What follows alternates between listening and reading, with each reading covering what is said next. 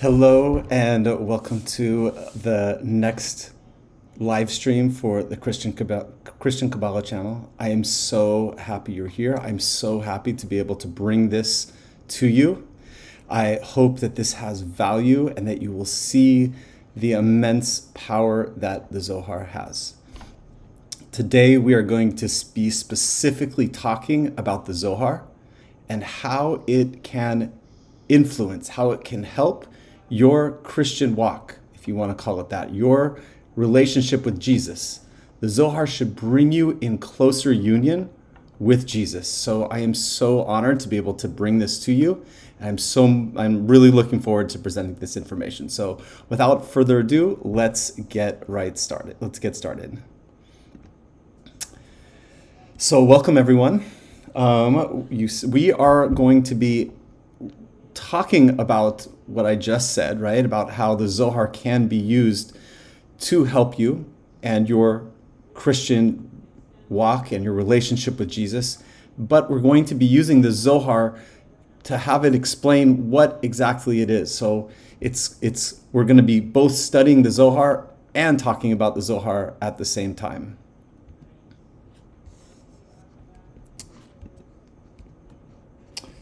So you can see here, the topic of the study for today is how can we use the Zohar and how can it benefit you, as we've already said.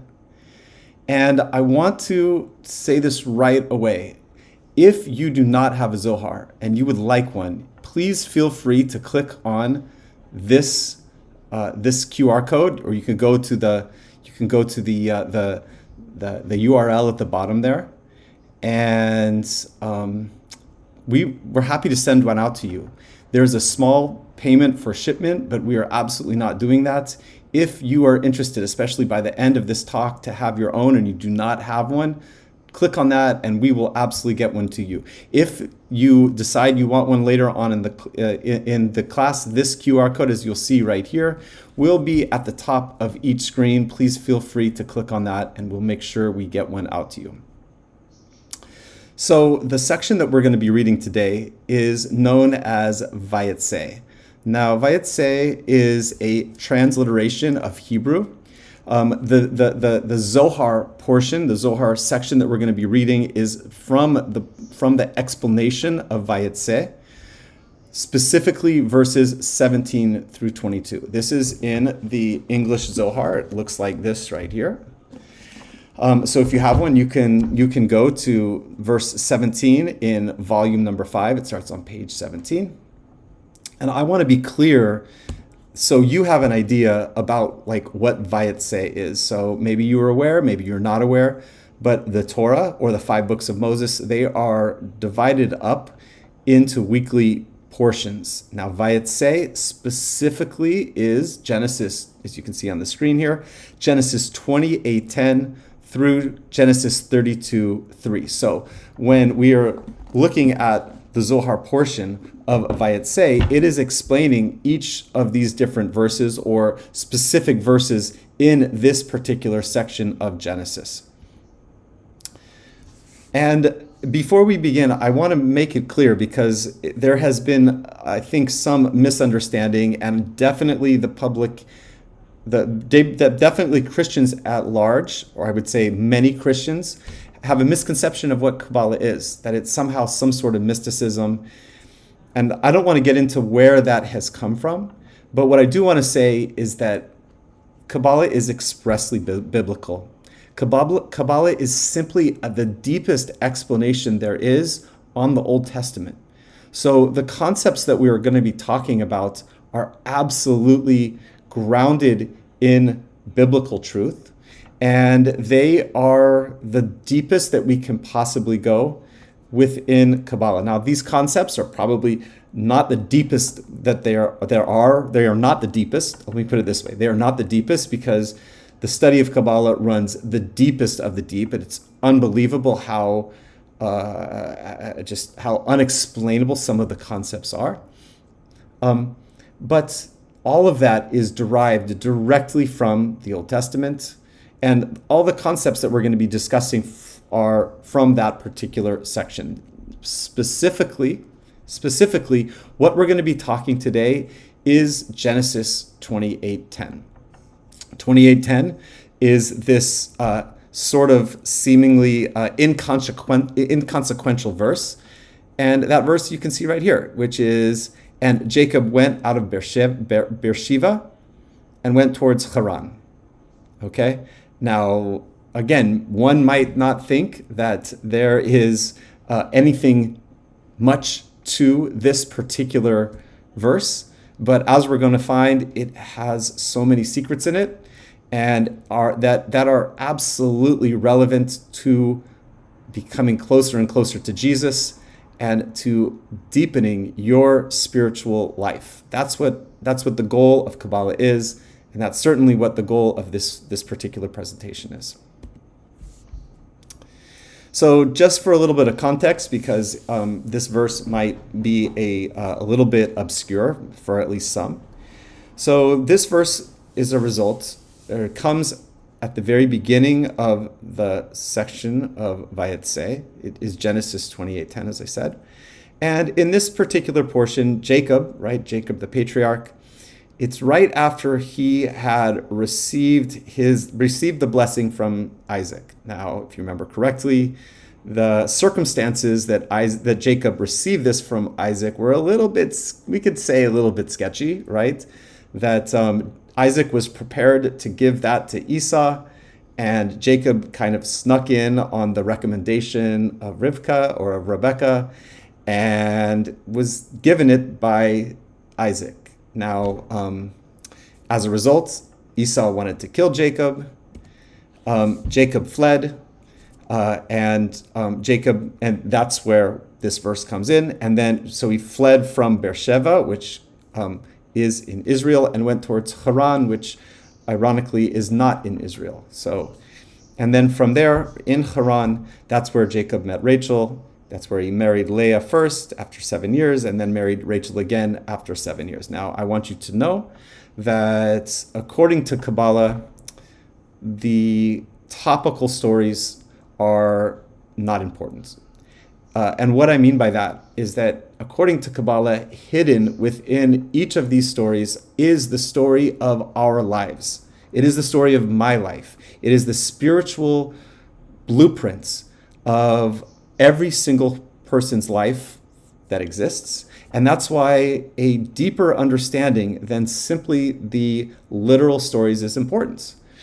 And Kabbalah, the Zohar specifically, has really extreme things to say about taking simply a literal approach to the biblical stories, and goes so far as to say things that I will not utter here, but is very extreme about letting us know that the stories are inconsequential, they are unimportant compared to the wisdom that they contain for each one of our lives. So the reason why I'm saying this is because all of these different stories that we know here about Jacob, about quote unquote stealing the birthright from Esau, or that's not a good way of saying it, but let's put it this way: receiving Isaac's blessing from instead of getting it from Isaac, being tricky about it, we can say that. It has nothing really to do about what happened at that time. And it has everything to do with about us. And that is the beauty of the Zohar, because the Zohar explains all of it. And it explains it why it is important that we know these stories. But most importantly, as I said, it makes it about us. It's not about the past. These are not historical stories according to the Zohar. They are instead our story. And as we're doing this, I also definitely want to bring in New Testament verses, because I think that's very important. So the New Testament verse that is relevant to what we're going to be talking about today is a very famous verse, I think, from James. It's James 1:2-4, and it says this: "Consider it pure joy, my brothers and sisters, that whenever you face trials of many kinds, because you know that the testing of your faith produces perseverance. Let perseverance finish its work so that you may be mature and complete and not lacking anything. And the reason I want to specifically emphasize those three last words, because I think that the church in general teaches that it's important to go through trials, that we need to trust God through our trials, and so that we are able to persevere and finish its work. But does the church really teach that we're not supposed to lack anything? Like, really? Because that's a huge statement. Do you really believe that we're not supposed to be lacking anything? Because according to Kabbalah, we're not.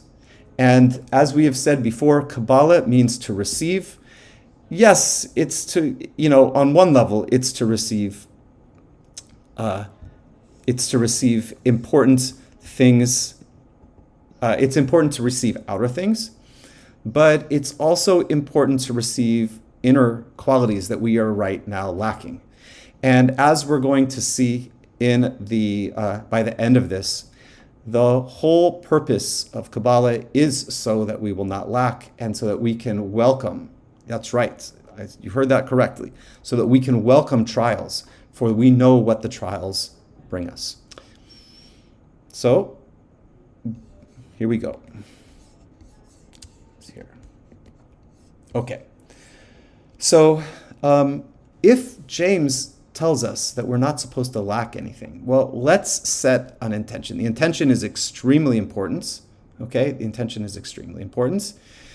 What is it that you want to receive from this particular section? So, as we are studying the Zohar, as we are revealing light, maybe meditate. What is one area in your life that you're lacking, that you wish was filled? I'll be honest with you. For me, it is financial abundance, financial sustenance. What is it for you? Okay, if this could be something that is outside of yourself, or most specifically, maybe it's something that's inside. You wish you were stronger. You wish you were less fearful. These types of things, especially. Yes, I mean, even myself. My example is I would prefer to have more financial abundance, right? However, what are inner aspects that you feel like you are lacking? Then these are the places, especially, that the Zohar is given to us to help us become more full, so that we are not lacking anything. Because, my friends, when we are full and whole within, we do not lack anything outside of ourselves. And that's one of the beauties here of the wisdom. So, as we begin here, we're going to ask for greater fulfillment through this Zohar study. You'll see. And what or who is someone that you may know that is also lacking that same thing? And we want to send that light, that intention. We want to pray for them, and through that prayer of praying for others, we then receive. So this is a very critical, very important thing that we want to set our intention before we begin. Okay, so not quite going to begin with this with the actual section yet. Before we begin, we need to talk about a verse in Genesis 4:1. Okay, because my intention when I decided to create this live stream was how to use the Zohar. That was the question that was given to me. How can we use the Zohar? And the answer, as we're going to find out at the end, is extremely simple.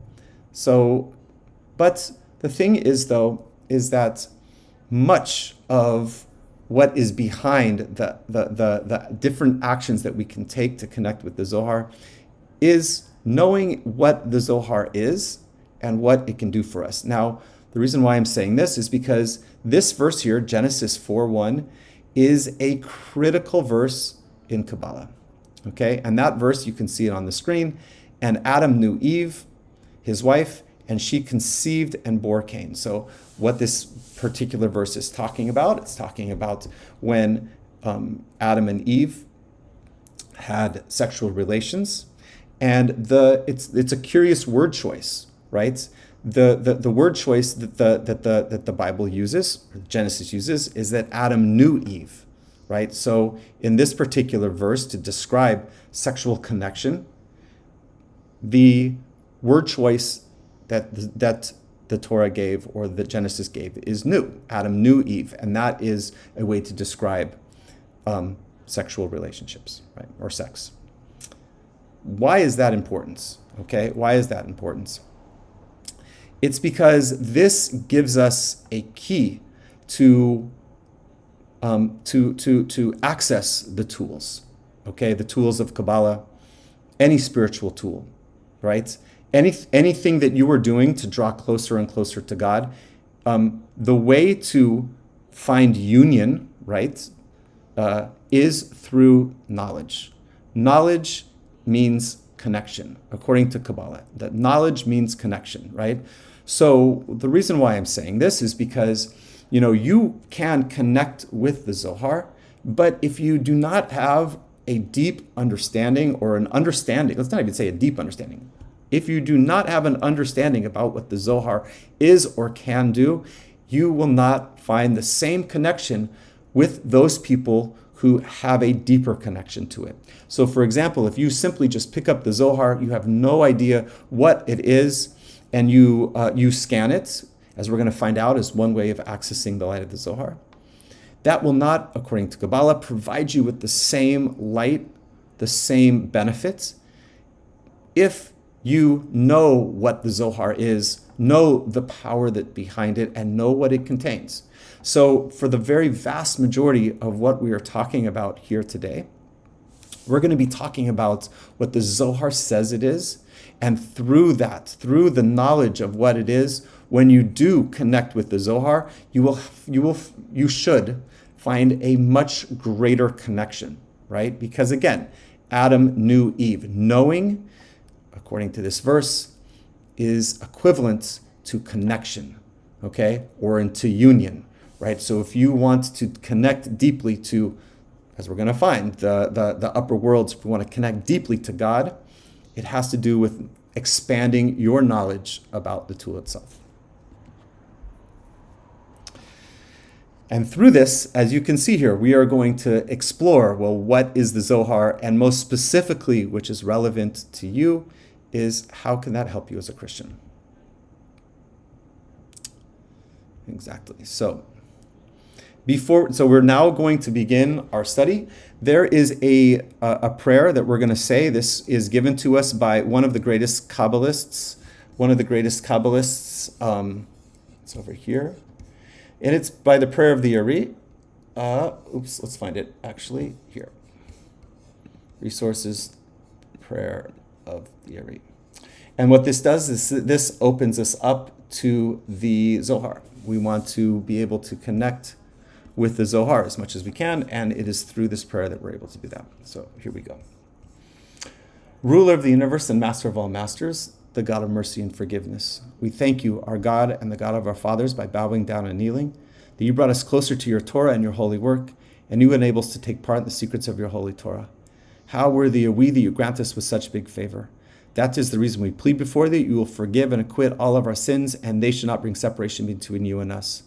May it be your will before you, our God and the God of our fathers, that you awaken and prepare our hearts to love and revere you. And may you listen to our utterances and open our closed heart to the hidden studies of your Torah.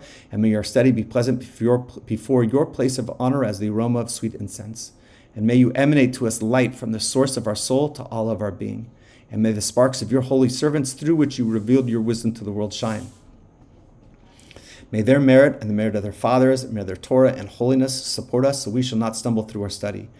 And by their merit, enlighten our eyes and our learning, as is stated by King David, the sweet singer of Israel. Open my eyes, so I will see wonders from your Torah, because from his mouth God gives wisdom and understanding. May the utterances of my mouth and the thoughts of my heart find favor before you, God, my strength and my Redeemer. All right. So with this, we are going to begin. I had this ready to go before, but we're on Vayetze in the 3rd chapter, the splendor of the shining mirror. We're going to start directly with the Aramaic. Let me just make sure I don't have anything prepared on this. Yeah. All right. So let's begin. So we're right here. So Vayetze Yaakov be'kirta distimu migot sitra stima nafka Zohar. So this is an important word right there. This word right here is Zohar.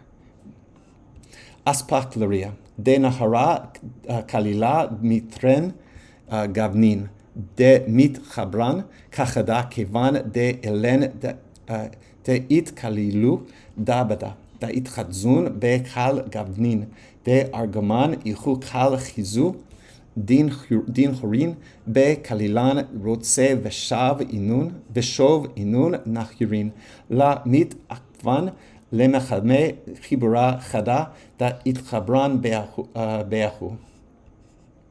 And then the English translation. And Jacob went out. So this is the verse that the section is going to be talking about. And Jacob went out of the closed labyrinth, and from the closed mystery emerges the splendor. So when it talked up here about Zohar, it is translating it as splendor, but we should know that the Aramaic word is Zohar. And from the closed mystery emerges the splendor of the shining mirror, which is comprised of two colors joined together. Because they are included within one another, all the colors are visible within it. All the appearing lights are included in the color purple. That is, as the color purple includes all the colors, so the splendor of the shining mirror comprises all of the lights. These lights run and return, for they run from the illumination of the right to the illumination of the left to be included in it. But then they immediately return to their place in the illumination of the right, and they do not stop to see, that is, to draw out chokmah, but immediately return to their place. The illuminations of the right and the left are joined within that splendor. Again, when it ever says splendor in English, we're talking about Zohar, bringing both to the right in the illumination of chasadim. And the illumination of the left is not seen at all, but is negated and included within the right. So my friends, there's a lot here. There's a lot here, and we are going to keep it simple. I studied in depth this whole section, and ultimately, to prevent some confusion, we're going to really, and for the sake of time, we're really going to just be talking about a couple of concepts within the whole section. So let's go back to our section, or to our slideshow. So the first two things that we need to know is that when the Zohar is talking here about the closed labyrinth or a shining mirror, the Zohar is talking about the two different ways that we are able to experience our world, right? So if we go back to the verse, we're specifically talking about really the first part of it. And Jacob went out of the closed labyrinth, and from the closed mystery emerges the Zohar, the splendor of the shining mirror. So this is what we are going to really be concentrating on immediately. So what is the closed labyrinth? What is this first way of experiencing life? Now, in Kabbalah, this is also known as the tree of knowledge, good and evil, which I'm sure that you are familiar with, right? This was the tree that Adam and Eve ate when they shouldn't have eaten. But as we said, that everything within the Old Testament, according to Kabbalah, is not about Adam and Eve; it's about us. So, what is it? What is the closed labyrinth? What is the tree of knowledge, good and evil? Well, first of all, this is an experience that I think the very vast majority of the people in the world have, right?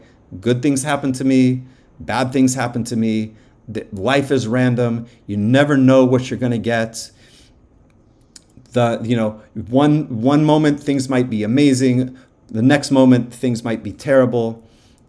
According to Kabbalah, this is known as the tree of knowledge, good and evil. It's an experience. It's something. It's a consciousness. It's a way that most people understand what life is. This is how people are supposed to live, right?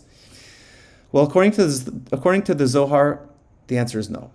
That there is absolutely another way of living, and that is when reality to us is a shining mirror. Okay. Before I go further, I want to make sure that if there are questions, please put that either in the chat or in the question box. I will be happy to go through and answer questions about this after it's over. So if you have any questions, please put it there. So what is the shining mirror? If most of us experience life as the fact that sometimes life is good and sometimes life is bad and we have no control over it, well, according to the Zohar, there is definitely another major way of living, and that is according to a shining mirror. Now, why is it called a shining mirror? Is because whether or not we recognize it, according to the Zohar, the reality that we live is that of a mirror, meaning that what we receive is a direct relationship to what we are giving. So if we are literally going out of our way to treat people with kindness, if we're going out of our way to rise up and above our negative nature, if we are going out and above to provide value for people, that the light, God, the light, as Kabbalah shares with us, that is how we are going to be treated in return. So life will be much sweeter when we are literally going outside of ourselves for the benefit of others. That is reflected back into us. And that's why this tree of life is known as a mirror. Now, the reason why it's known as a shining mirror is because when you are connecting to life in this way, or through the Zohar and through the knowledge and wisdom of Kabbalah, then there is clarity about why things are happening when they do. And if there is not immediate clarity, there is an underlying knowing, as you can see here, that absolutely everything that happens to us is from the light. Now, don't get me wrong, my friends. I am very much aware that Christianity teaches the same thing. However, does Christianity really provide us with a way of expanding the idea that the quote-unquote bad things that happen to us are really good things? In my experience, they're not. But Kabbalah is 100% clear. Everything that happens to us is a gift. Everything that happens to us is the best possible thing that could have possibly happened to us. And the reason why that is because the light, according to Kabbalah, is complete goodness. It is complete beneficence. And therefore, if the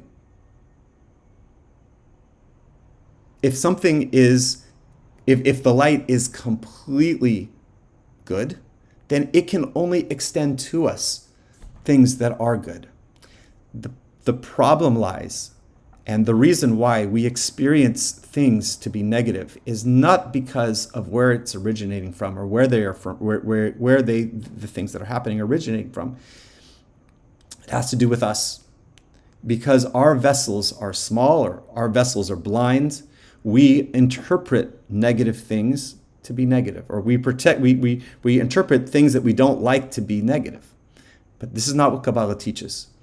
Kabbalah teaches that everything is for our benefit. Everything that we experience is from the lights. Life is not random. Life is not random. That we can be sure that everything that happens to us is a gift. Now, to really live this is another story altogether. I am not saying this is easy at all. This is a lifetime, if not more, endeavor to get to the point where you can welcome, where I can welcome, where we can welcome absolutely everything that happens to us. But this is what the Zohar helps us with. So I also want to now bring this back to Christianity, right? And this here, right, Calvary is a very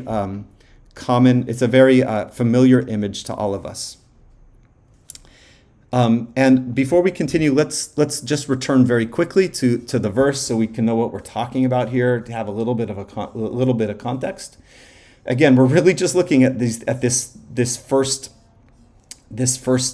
sentence, right? It says, "And Jacob went out of the closed labyrinth, and from the closed mystery emerges the Zohar, the splendor of the shining mirror, which is comprised of two colors joined together."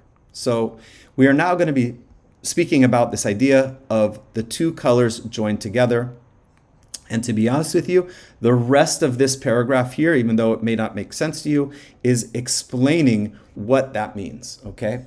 So let's talk about what it means, but we're not going to talk about it from the context of the Zohar. We're going to talk about it from the context of what happened on Calvary, okay? So there is a deep Kabbalistic secret of the events that happened at Calvary. I mean, of course there are, right? But most specifically, we are going to be talking about this very famous image, maybe not this one in particular, but where you have Jesus who was crucified in the center, and then there were two thieves or two criminals, we'll put it, on the left-hand side and on the right-hand side. But most importantly is what happened to Jesus. Well, he received freedom from death, right? Jesus was able to resurrect himself, or Jesus was resurrected by the events that happened, and that is depicted and written about, that it happened in the center. So let's talk. Let's talk. So we have to know, okay, that in Kabbalah, the idea of right, left, and center denote, I'll just read it directly here. They denote the most basic elemental forces within us and within our world. Okay? The right is the force of sharing. The left is the force of receiving. And then we have the center force, which I'm not gonna reveal quite yet, right? So again, if you think deeply about just the most basic human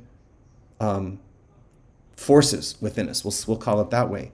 We have the idea of imparting, taking that which we have and giving to others, and then receiving, right? And Kabbalah, these are just such important concepts in Kabbalah, and they are denoted as being the right, the right column, and then the left column. And then there's the central column. We'll talk about that here very soon. So again, Kabbalah has these three different forces here, and throughout the different major religions, there are different ways of looking at reality. Right? We have in Taoism and Hinduism, we basically have a one column system.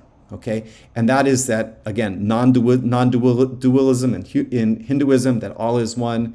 In Taoism, everything in nature is a part of the same whole. And then when we get to the Western religions, and this includes Christianity, it includes Judaism, it includes Islam, right?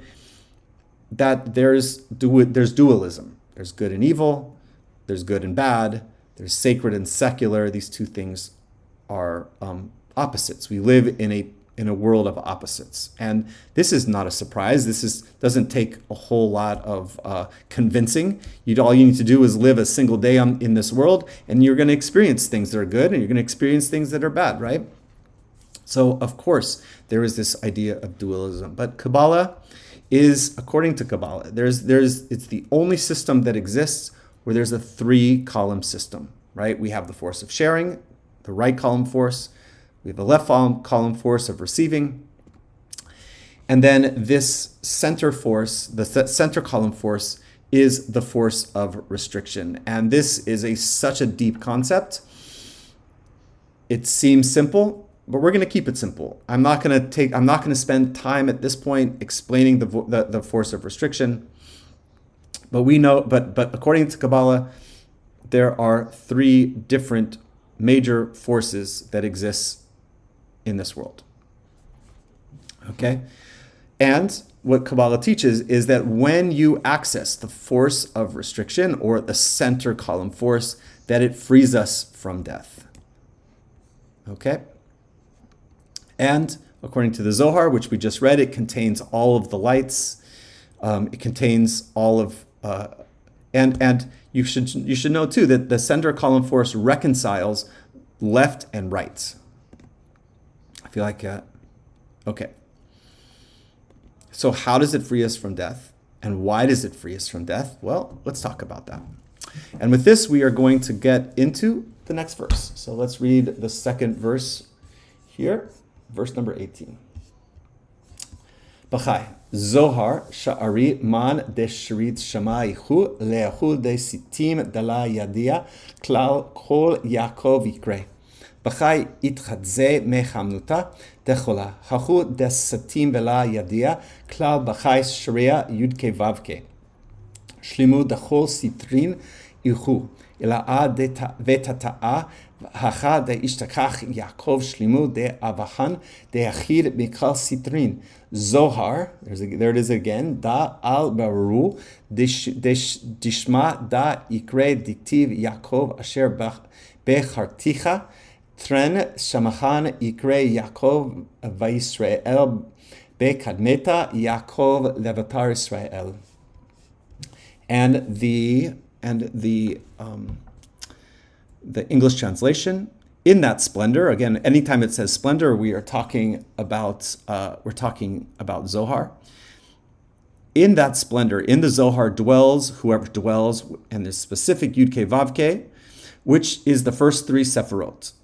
This is the name that describes something closed and utterly unknown. That is, the name dwells upon the illumination of the right, whose labyrinth is not yet opened or known.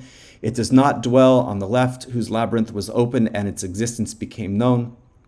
This splendor, the Zohar, is called the voice of Jacob, not a great voice. In this splendor, the light of the first three Sephirot of Bina, called the whole faith, is seen. These Chassidim are also considered part of the first three Sephirot as the Chassidim of the first three of Bina. Again, there's a lot of stuff here. Please do not feel intimidated by any of this stuff. This is code words. The most important thing, as we have discussed in previous videos, is the Aramaic itself. Please don't be intimidated or feel confused about all this stuff. We're going to keep it simple here in a second. And within this closed labyrinth of the illumination of the right, which is utterly unknown, the name Yud-Ke Vav-Ke dwells. It is whole on all sides, for the upper and the lower, Bina and the Nukva, are here included within this splendor. Therefore, Jacob was selected to be the chosen among the fathers, for he is included in all sides. This splendor of Jacob's grade, as a result of the purification of his name, which reached Malchut, is called the chosen among the fathers, as it is written, Jacob whom I have chosen. He is called by two names, Jacob and Israel. First, he was called Jacob. At that time, he let the right rule. After he established the illumina of both the left and the right, for Chokmah shines only after it is included within Chassidim, he was called Israel. Wow, there's a lot there. But we're going to keep it simple. So we are only going to be talking, again, about really the first line here. Right, so that in that splendor dwells whoever dwells, and we're talking about Yud-Ke Vav-Ke. All right, now here's where it gets exciting. Okay, so many of you likely know and have likely heard about Yud-Ke Vav-Ke in Kabbalah.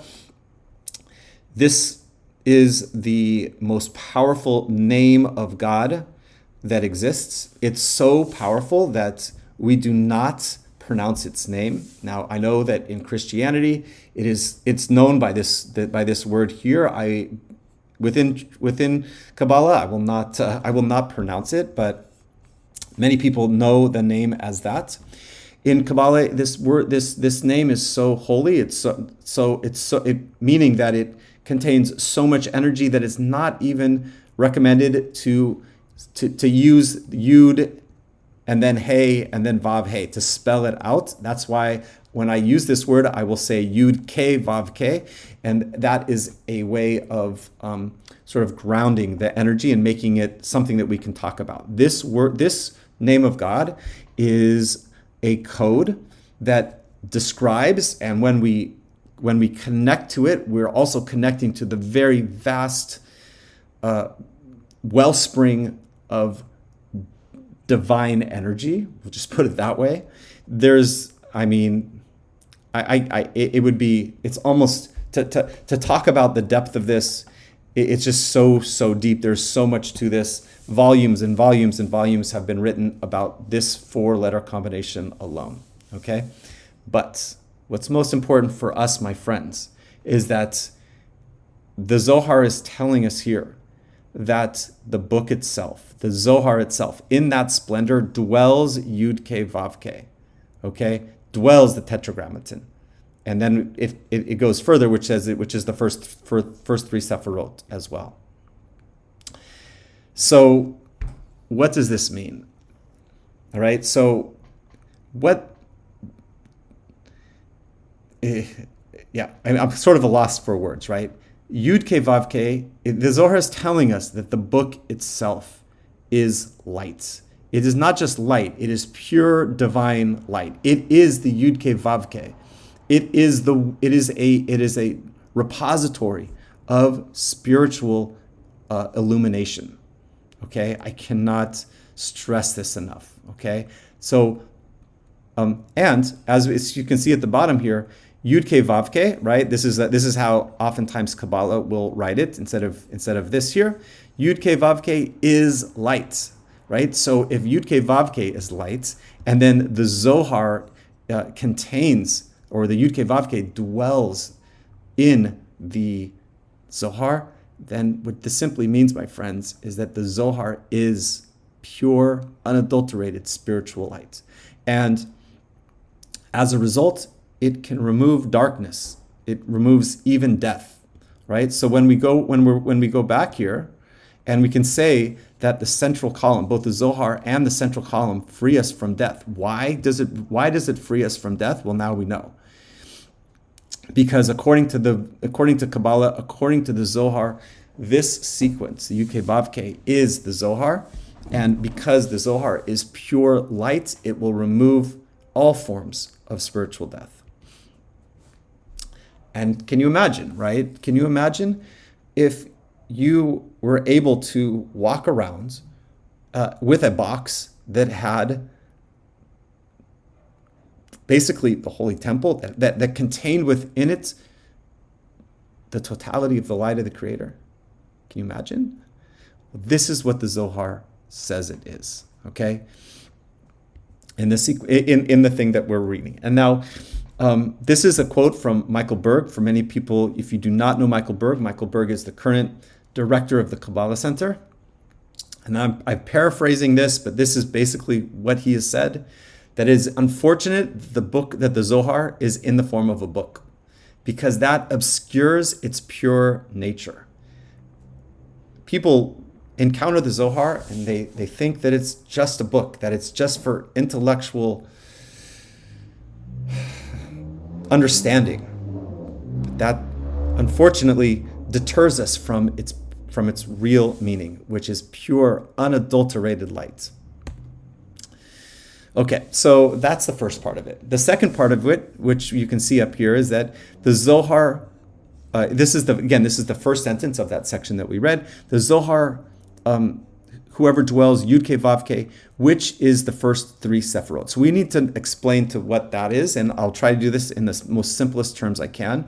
So this is referring to this tree of life. Maybe you have seen this. This is basically what Kabbalah uses to indicate to us how spiritual light enters into this world, okay? And what we have, this is basically divided up into 3. At the very bottom here, this is the world, this last one where it says Malchut, this is where we live, right? So everything that we live is at the bottom of this.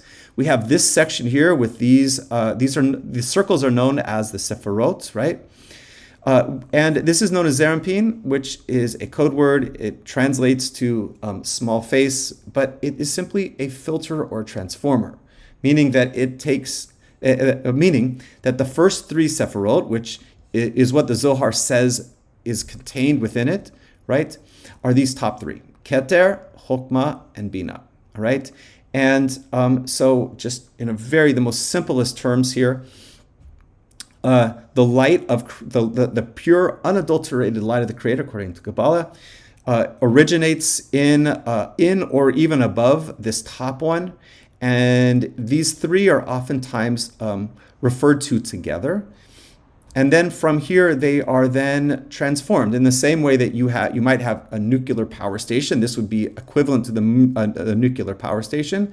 And then there's transformers that basically change that energy to something that we can use. So that's why we are able to plug our iPad into the wall and it's charging. I mean, can you imagine what would happen if we took that same plug and plugged it directly into a nuclear generator? This is a very common thing that's talked about in Kabbalah. Of course, that would completely short circuit us. It would be completely dangerous to us, but this is the world we live in.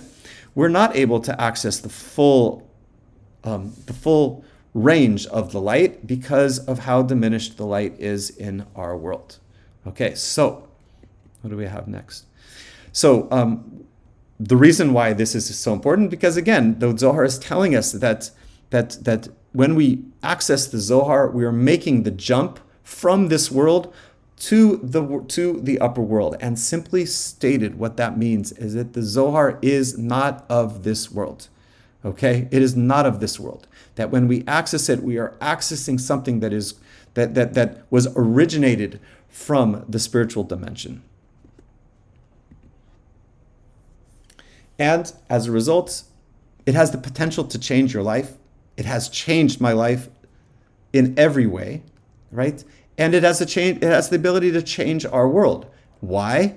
For the simple reason that it originated. The light of the Zohar, which is Yud-Ke Vav-Ke, it's the Tetragrammaton. It is the upper three separate, the levels that are the closest that exist to God. That's contained in the Zohar. It's contained in the Zohar. And I want to remind... before we begin though, so in the next one, I'm going to just show a very, very short video clip of Michael Berg, again, the director, the leader of the Kabbalah Center, explaining what he says the Zohar is. So let's talk about it.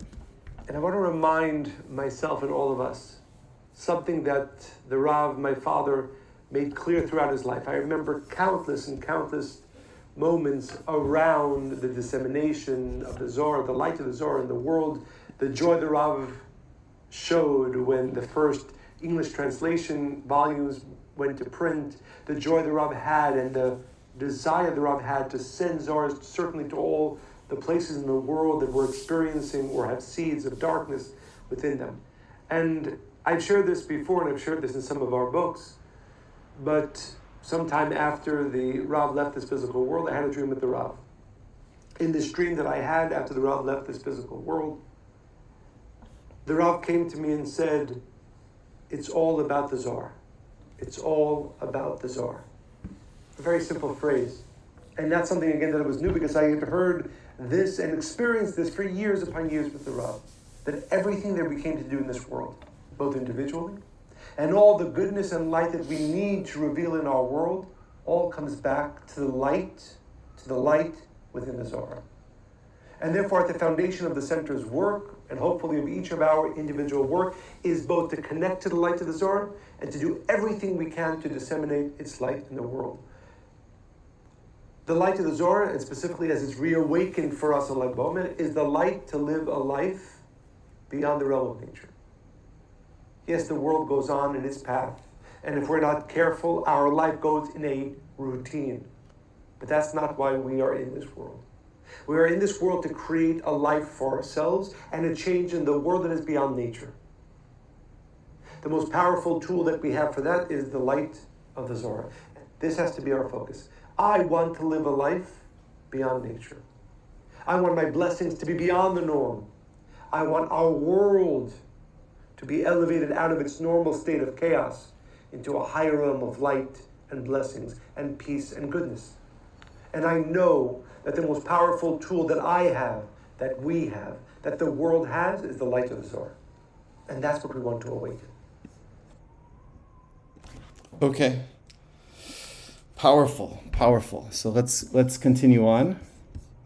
I don't know how much of the Zohar we're going to get through here, but that's okay. Let's see, what is all this?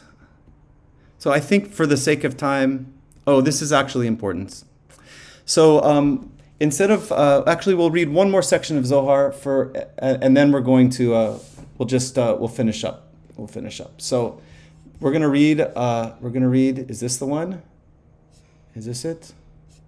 Where did it go? No, it was here. We're gonna read the third one. Yeah, right here. Sitra de sitrada. Kad chava bekadmeta b'chai sofa de machashava dechu parusha de raita de viktav vaychi Torah shebal pe ve'alda ikre be'er shana amar hoil Moshe be'er et chatorah be'er ichu le'achu de ikre sheva tiktiv ve'yavneu Sheva Shanim Vechayinu Kol Gadol.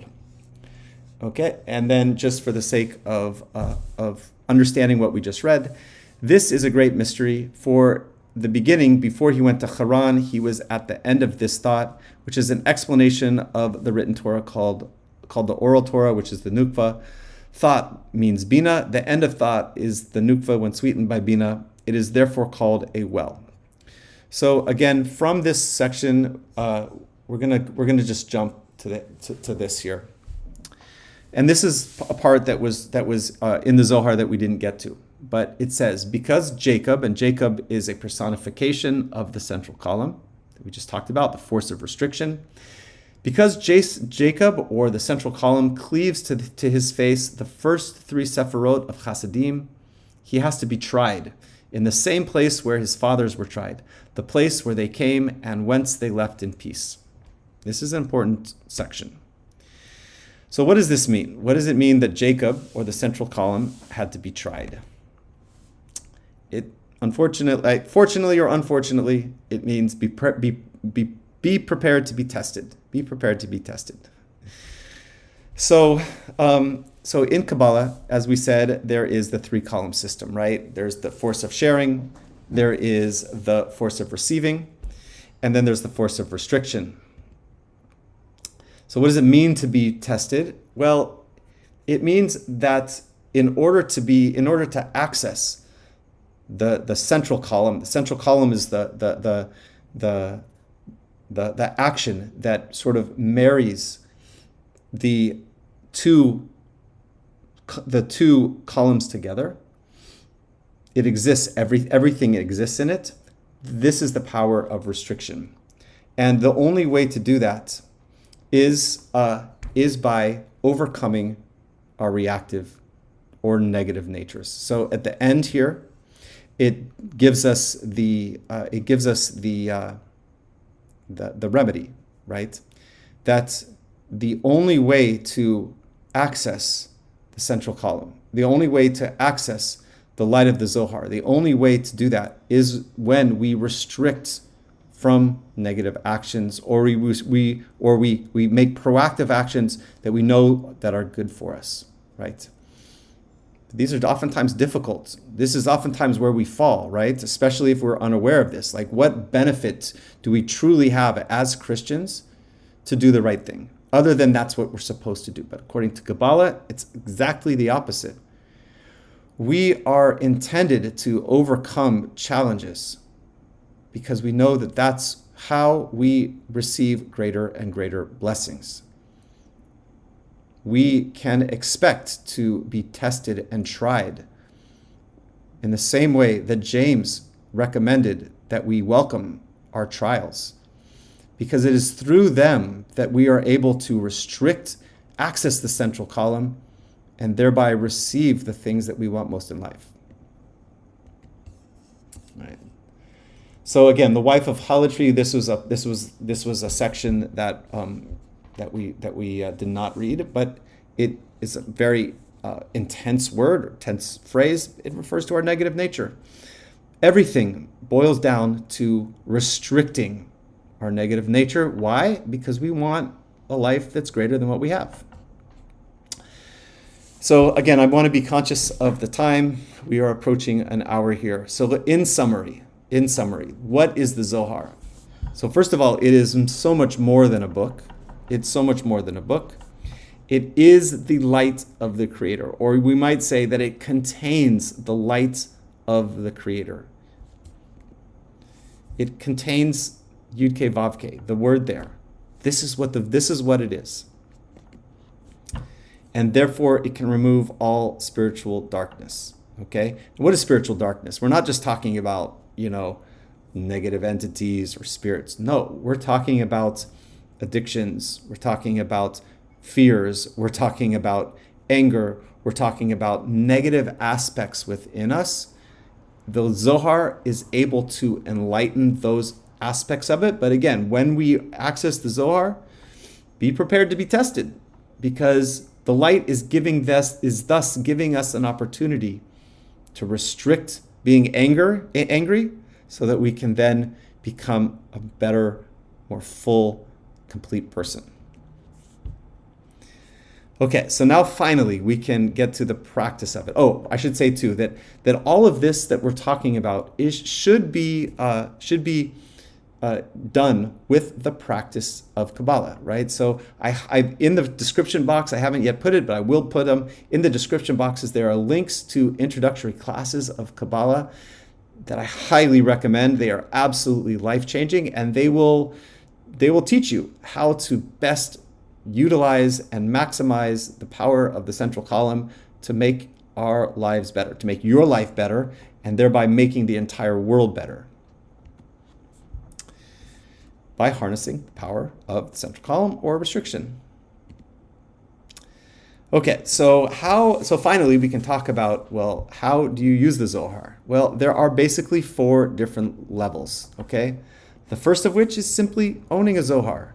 It is, if the book of the Zohar is a beacon of spiritual light, just having it in your home ideally provides protection. So this is the first level, is owning it. So if you, again, please feel free to access the QR code above, and we will be sure to get one out to you if you so desire one. Okay?